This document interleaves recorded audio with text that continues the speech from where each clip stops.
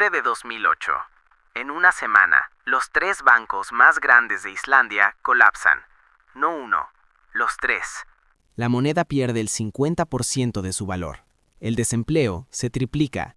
Es el peor colapso bancario de la historia moderna en proporción al tamaño de la economía. Pero aquí está lo interesante.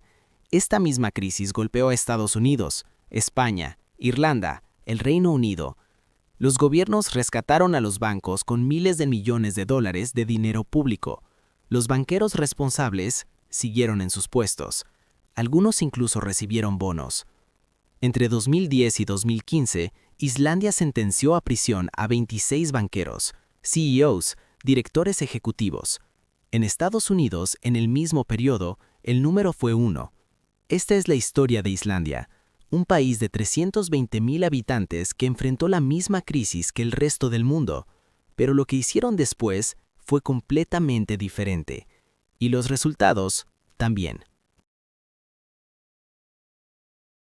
Para entender qué pasó, retrocedemos al año 2001.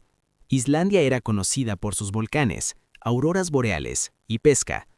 Ese año, el gobierno desreguló su sector bancario para convertirse en un centro financiero internacional. Los tres bancos más grandes, Kaupthing, Landsbanki y Glitnir, empezaron a crecer de forma explosiva. En 2003, sus activos valían 10,000 millones de euros. Para 2008, manejaban 120,000 millones.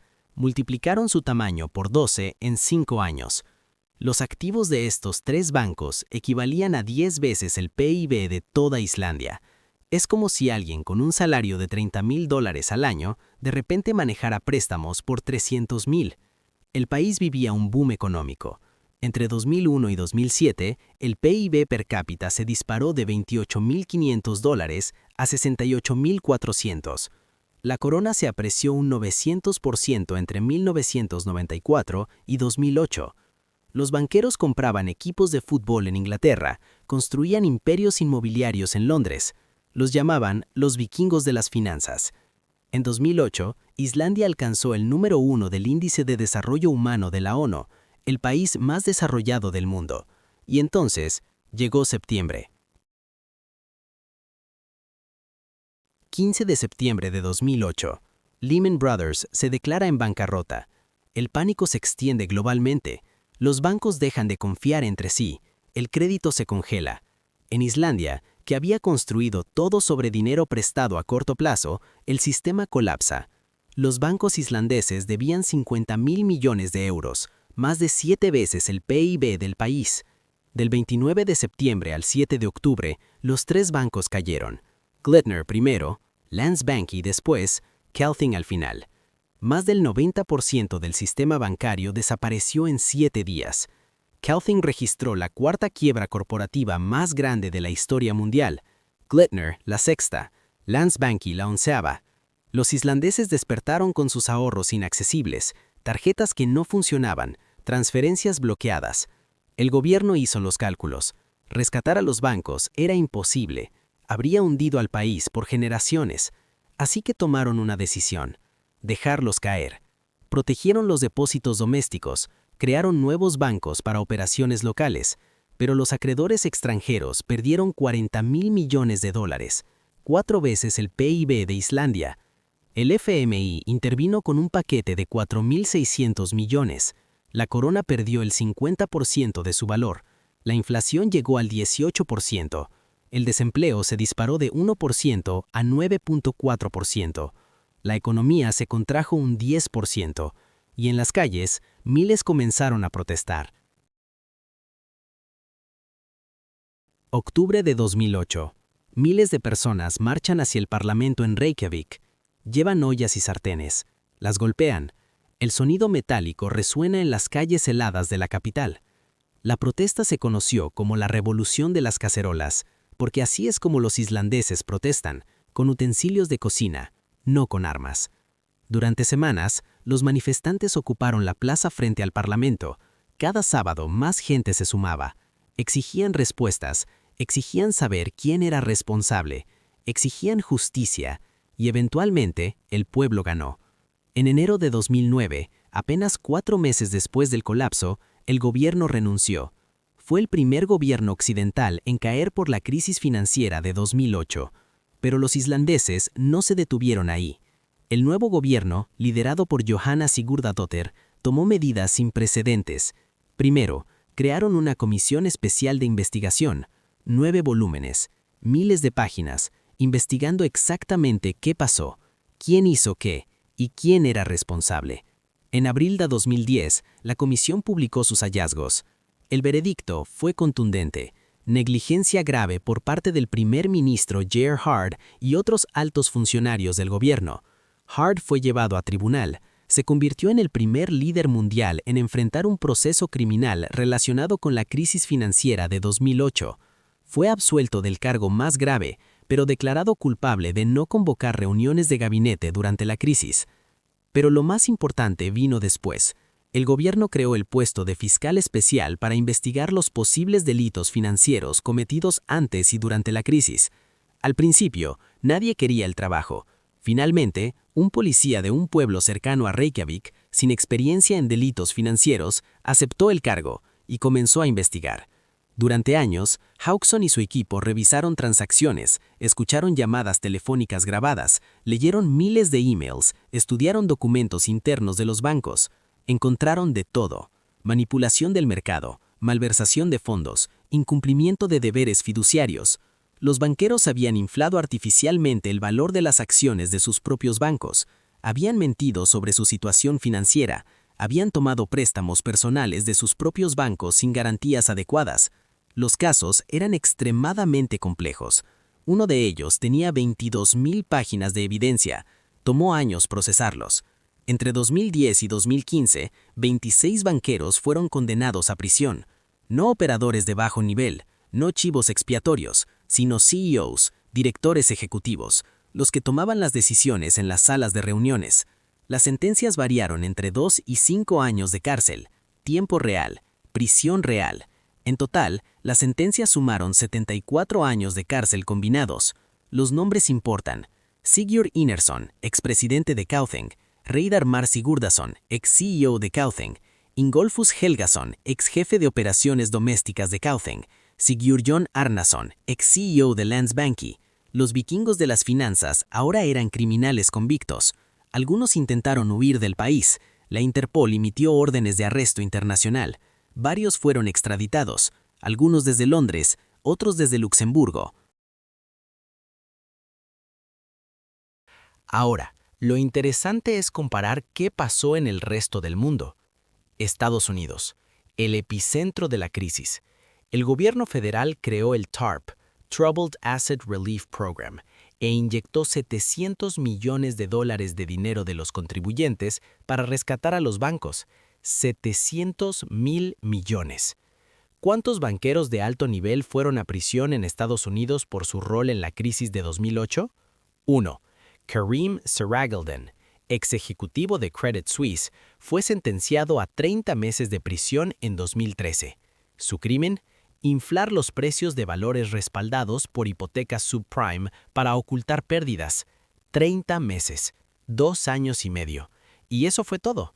Ningún CEO de un banco importante, ningún director ejecutivo de Lehman Brothers, de AIG, de Countrywide, de Washington Mutual, nadie. En el Reino Unido, la historia fue similar. Los bancos fueron rescatados con dinero público. Royal Bank of Scotland recibió el rescate más grande de la historia británica, 45.000 millones de libras. Los ejecutivos responsables no enfrentaron consecuencias penales. En España, donde la burbuja inmobiliaria dejó miles de familias sin hogar y el sistema bancario necesitó 60.000 millones de euros de rescate europeo, solo algunos casos menores fueron procesados. En Irlanda, cuyo rescate bancario costó el 42% del PIB, uno de los rescates más caros de la historia en proporción, solo unos pocos banqueros enfrentaron cargos, y las sentencias fueron mínimas. ¿Por qué? La respuesta oficial la dio Eric Holder, fiscal general bajo Obama en 2016. Simplemente no teníamos las pruebas. Si hubiéramos podido hacer esos casos, ciertamente los habríamos presentado. Pero hay otra explicación. En un memorándum de 1999, el mismo Holder escribió que los fiscales deben considerar las consecuencias colaterales al procesar corporaciones. El concepto de demasiado grandes para quebrar se aplicó también a la justicia penal. Procesar a los CEOs de los bancos más grandes podría desestabilizar todo el sistema financiero. Así que la solución fue multas. Multas masivas. Bank of America pagó $16.650 millones en acuerdos. JP Morgan Chase pagó 13.000 millones. Citigroup, Goldman Sachs, Deutsche Bank, Credit Suisse, todos pagaron miles de millones cada uno. En total, más de $150.000 millones en multas desde 2008. Pero aquí está el detalle. Esas multas las pagan los bancos como instituciones, los accionistas, no los ejecutivos que tomaron las decisiones personales. Los CEOs que estuvieron al mando durante la crisis siguieron siendo millonarios.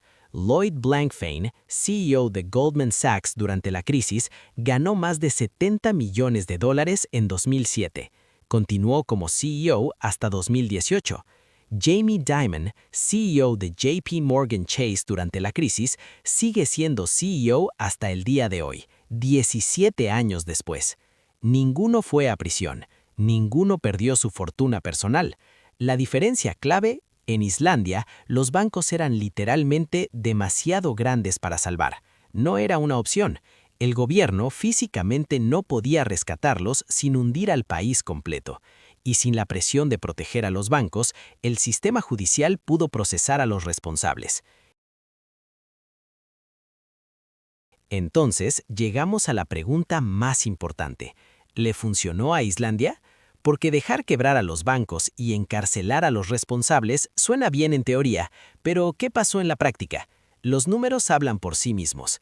En 2009, el PIB de Islandia cayó 6.8%.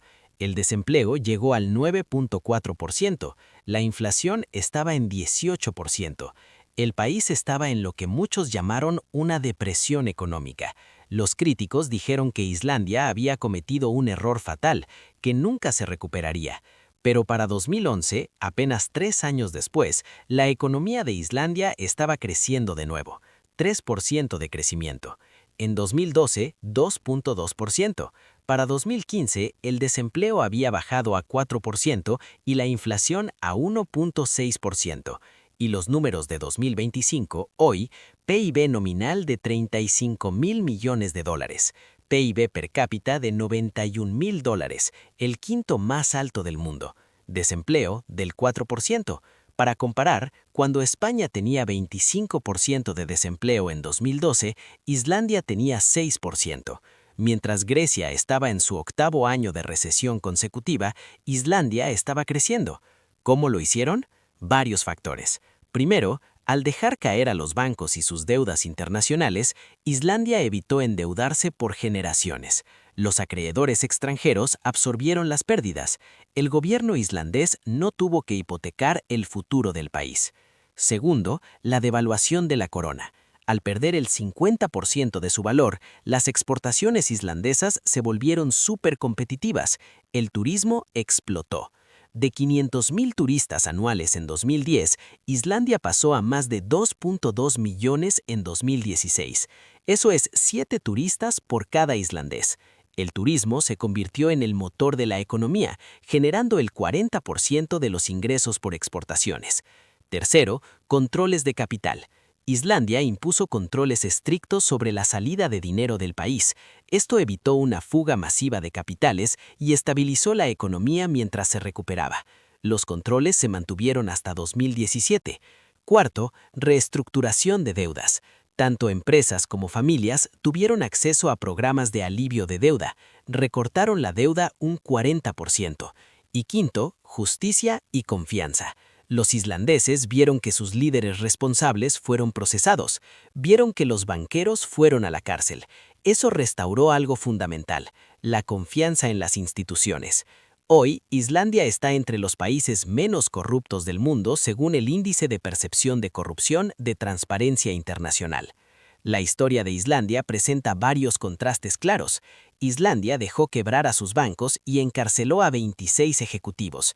Estados Unidos y Europa rescataron sus bancos y procesaron a muy pocos. Islandia se recuperó en 3 a 5 años. Muchos países tardaron más de una década. El PIB per cápita de Islandia en 2025 es de $91.000, superior a Estados Unidos, España, Francia y Reino Unido. Y aquí está el dato más irónico. Los bancos que fueron rescatados en 2008 son ahora más grandes que entonces. JP Morgan Chase, Bank of America y Goldman Sachs manejan más activos hoy.